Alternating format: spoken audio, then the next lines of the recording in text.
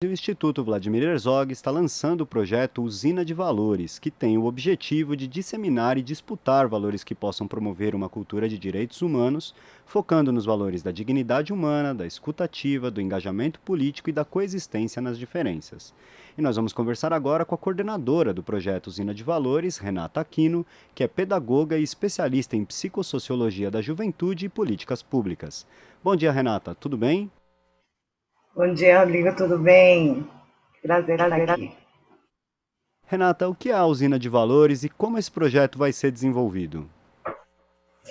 Bom, Rodrigo, o Usina, ele faz parte da área de educação do Instituto Vladimir Herzog. O Instituto, ele trabalha dentro dos eixos de educação e direitos humanos. Então, dentro do eixo educação formal, o Instituto desenvolve o projeto Respeitar é Preciso, que inclusive já foi conversado aqui. E dentro do eixo de educação não formal, o Instituto tem desenvolvido o projeto Usina de Valores, que, como você bem disse, é um projeto que busca aí, diminuir o discurso de ódio e possuir e possibilitar a construção de novas narrativas, né? De enfrentamento ao ódio, a esse discurso contra a população periférica, preta e pobre, né? Então, nesse sentido, o Usina ele vem na construção desses valores, a partir desses valores, com os territórios em que ele está atuando. Essa edição são 6 territórios: São Paulo, Rio de Janeiro, Recife, Salvador, Vitória e Alvorada.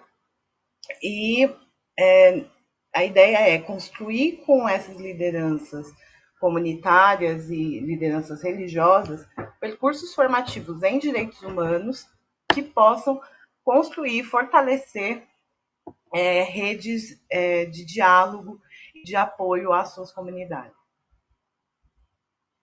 A gente está vivendo um momento de muita intolerância, de muita violência, seja ela verbal ou mesmo física, né? Qual que é a importância de disseminar uma cultura de direitos humanos na atualidade no Brasil? Olha, Rodrigo, a gente tem feito uma discussão, né, em direitos humanos aqui no Instituto e na equipe do projeto Usina de Valores, que é pensar os direitos humanos como algo do nosso cotidiano, né? Os direitos humanos não é uma discussão que está só dentro das universidades e na academia. Os direitos humanos ele faz parte do cotidiano, ele faz parte da existência humana, né? Então, nesses territórios existem várias iniciativas e potências de engajamento político em defesa dos direitos humanos. Então, quando a gente pensa nessa temática, a gente está falando da sobrevivência das pessoas, a gente está falando do direito a existir, ao direito de se expressar, de estar no mundo.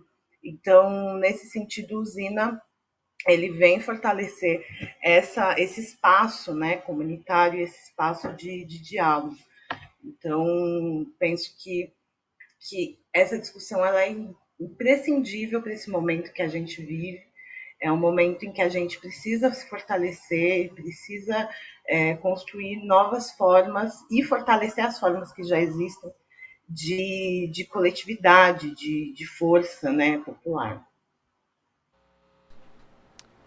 A senhora apontou que são 6 cidades, né, que estão colocadas: São Paulo, Salvador, Rio de Janeiro. Por que essas cidades foram escolhidas? Houve algum objetivo específico para essas cidades? Essas cidades, esses territórios, eles foram escolhidos com base na mobilização que o Instituto já vem fazendo e da identificação desses territórios no sentido do que vem acontecendo e das potências. Então, são territórios que vivem situações de fragilidade, que vivem situações de desafio nessa defesa dos direitos, mas que, ao mesmo tempo, são territórios em que existem mobilizações e organizações populares importantes, né, e que fazem uma diferença enorme para os seus territórios. Então, essas cidades foram escolhidas com base nesse diálogo e nessa construção ao longo desses anos. Essa é a quarta edição do Zina. Ele vai prevendo processos formativos completamente distintos, né, ao longo dessas edições, todos em direitos humanos. Então, esses territórios eles foram escolhidos com base nessa mobilização e nessa interface aí com o diálogo nos seus territórios em direitos humanos. Renata, o projeto ele tem como público-alvo ativistas e lideranças religiosas. Por que é importante relacionar educação e direitos humanos com religião? Bem, essa pergunta é maravilhosa, porque a gente sempre tá reforçando esse público no projeto. Então, ele vai acontecer, né, com lideranças comunitárias e lideranças religiosas. O projeto Usina de Valores, ele prevê uma discussão em direitos humanos que esteja, de fato, é, próxima daquilo que acontece nos territórios, né? E do que é próprio da vida cotidiana. Então, não seria possível fazer essa discussão dessa maneira se a gente não considerasse essa população, né? Não considerasse esse público evangélico, uma vez que eles são referências nesses territórios, que eles são responsáveis e muitas vezes são o contato dessa população no sentido da sua coletividade, da sua convivência.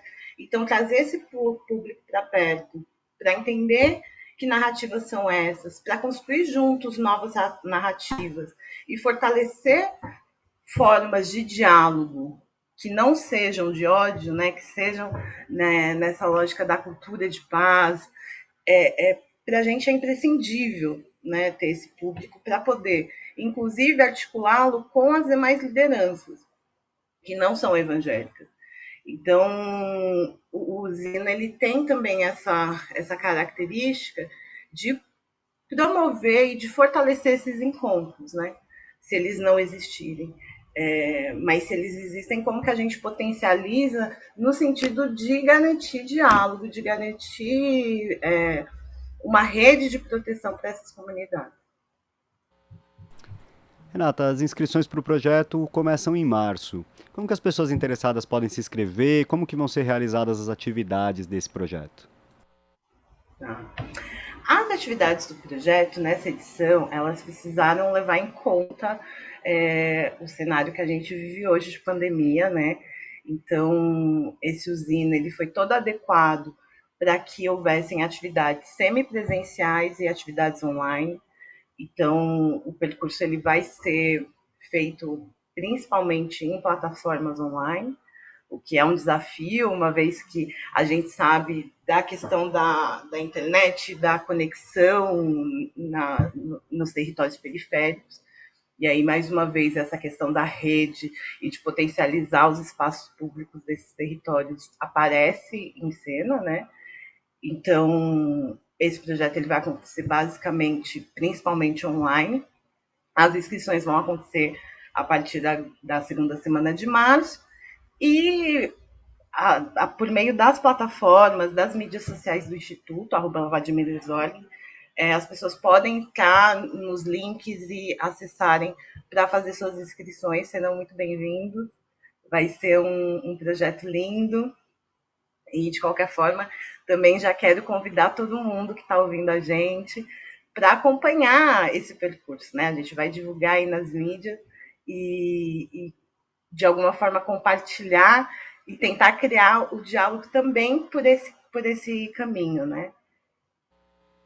Com certeza é um projeto extremamente importante. O Instituto Vladimir Herzog tem um histórico muito grande de defesa dos direitos humanos, então com certeza é um projeto que vale a pena participar. Convido os nossos ouvintes aí a saber mais um pouco, acessar a página do Vladimir Herzog na internet e se inscrever aí nesse curso.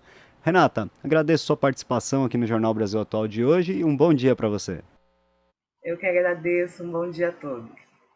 Conversamos aqui com a coordenadora do projeto Usina de Valores do Instituto Vladimir Herzog, Renata Aquino.